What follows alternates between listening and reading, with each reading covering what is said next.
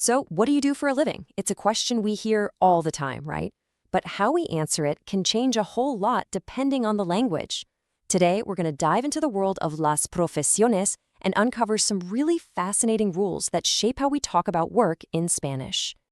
You know, it seems like such a simple question, but in Spanish, the answer isn't just about what you do, it's also about who you are. The language itself kind of adds this whole other layer to the conversation. You see, in Spanish, job titles actually change based on gender. So a male professional and a female professional will often have slightly different titles. And honestly, getting these patterns down, that's one of the big secrets to sounding more like a native speaker. All right, so let's jump in and break down some of the most common professions and see their masculine and feminine forms. This is really a perfect window into the fundamental structure of the Spanish language. Okay, let's kick things off with a role you'll find in pretty much any community. This first example is going to show you the single most common pattern you'll ever need to know.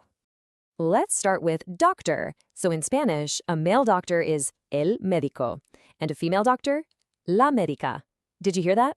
El médico, la médica. That little switch from an O to an A is the first and honestly the most important rule we're going to master. Okay, so now let's take that same meridian and apply it to a whole group of community helpers and healers. As we go through these, just listen for that same O to A switch. How about a firefighter? Well, the masculine form is el bombero. And the feminine? It's exactly what you'd expect. La bombera. You can hear that rhythm, right? Bombero, bombera. Hey, the pattern just keeps on rolling for a nurse. For a man, it's el enfermero. And for a woman, la enfermera. It's that same clean, predictable switch every time. All right, one last one for this group. A surgeon. A man is el cirujano, and a woman is la cirujana. Cirujano, cirujana. See? What you're seeing here is a super clear, consistent rule you can use over and over. So there you have it. This is what we call the O/A pattern. It is by far the most common rule for professions in Spanish. If the masculine form ends in O, you just change it to an A for the feminine form. It's really that simple. All right, so we've totally nailed the O endings. But what happens when a profession ends in a consonant? Let's take a look at some builders and creators to figure that out. Let's look at professor.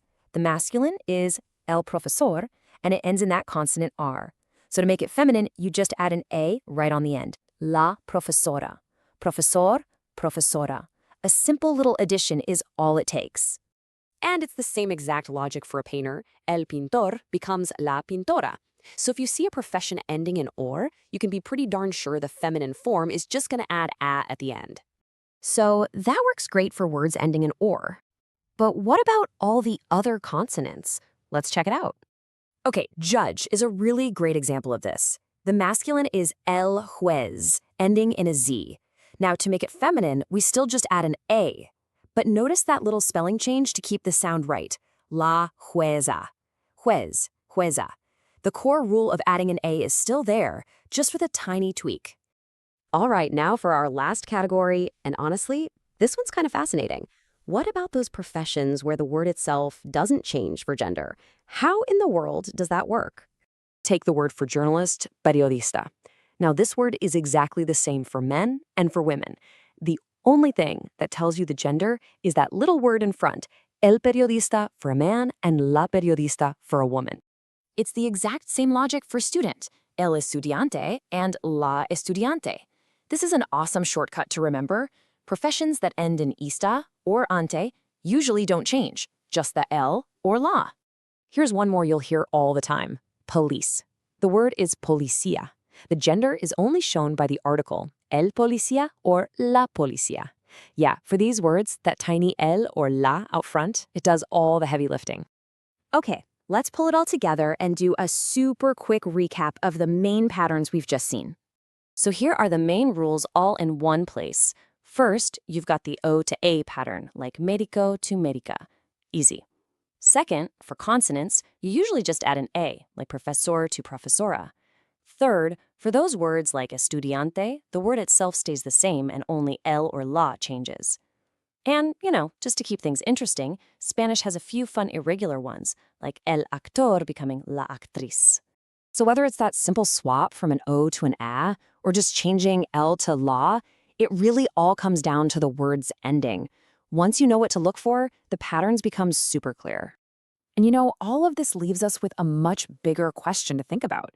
When a language has gender baked right into its professional titles, how does that shape a culture's view of who can or should do those jobs? It's a pretty fascinating link between grammar and society. Thanks for joining this explainer.